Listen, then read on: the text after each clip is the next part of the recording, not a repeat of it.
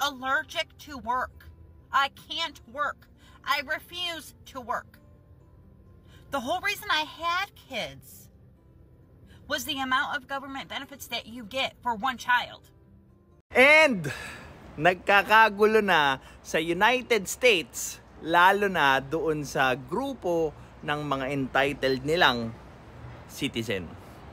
Well, this is Pinoy Extreme, and pag-usapan natin ngayon yung pagkansela ng iba't ibang benefits ng mga ayaw magtrabaho. Well, this is Pinoy Extreme. Let's do this! This is Pinoy Extreme. You're gonna take my Section 8, then you won't be able to get no Section 8. You're not going to get no job. They're gonna count your income against my Section 8 and my link card. You're not working. No. That's so wrong. So I don't care what you gotta say. I don't care how you feel. You're not working. You're not going to get a job. You're not going to school. You're not doing none of that shit. Wait, Ma, I'm saying how I'm supposed to be successful in life, Ma. So you basically telling me I gotta be broke to be successful. So I gotta be broke so I can get Section 8. You gotta be so broke so the government can help you. Ito na yung nakaka-disappoint na point of view ng mga taong tinutulungan. Ano ba para sa kanila yung salitang tulong? Ano ba yung hangganan ng pagtulong ng kahit sino para lang umangat yung buhay mo? At ano yung mga bagay na kailangan mong gawin, kailangan mong pagsumikapan para maiahon mo yung sarili mo doon sa mahirap na sitwasyon mo or mahirap na kalagayan mo? The government can help me. So you telling me I can't work no job, bro? Like that's like all my friends got jobs and live in nice houses. So you telling me I got to go through the same thing you went through? If you don't do any of that, they're going to take my Section 8. How? Won't they be like? Won't they be? You can go get yours at ease. You can go get a They will. nice house. No, they will look at that and be like, he's doing something and give me a bigger house, Ma. That's what you told me. Where I'm gonna go? I don't have no job.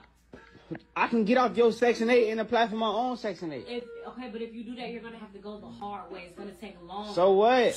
Well, there you have it. The truth coming out from their mouth. Ayaw na nilang mahirapan.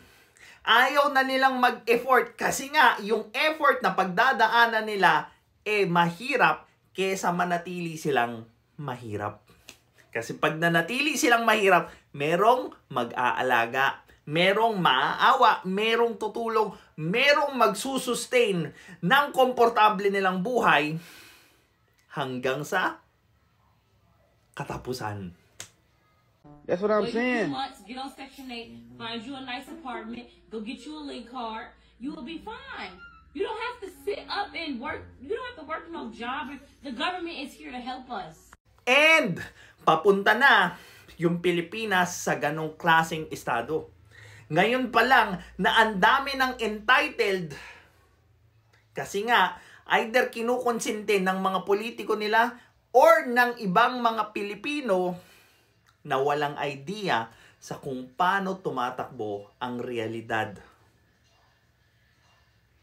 Feeling kasi nila pag nagsuggest sila or nagsisigaw sila sa kalsada or sa internet, social media ng karapatan ng mahihirap yung ganito, ganito, ganyan. Magic, magkakaroon na kagad ng ganong klaseng magandang buhay yung mahirap. But no, hindi nila alam na yung ganong klaseng pamumuhay may kapalit. Ano yung kapalit na yun? Pagtatrabaho nung mismong gustong umahon sa mahirap na buhay. Madali? Hindi. Kailangan mong paghirapan yun. Wala namang madali sa buhay. Diba? Yung mga politiko nyo lang at yung mga may hidden agenda, yung nag-a-advertise na madali ang buhay. Samahan nyo ako sa part 2 ng pa-victim mindset ng Pilipino. Well, this is Pinoy Extreme. Have a good day.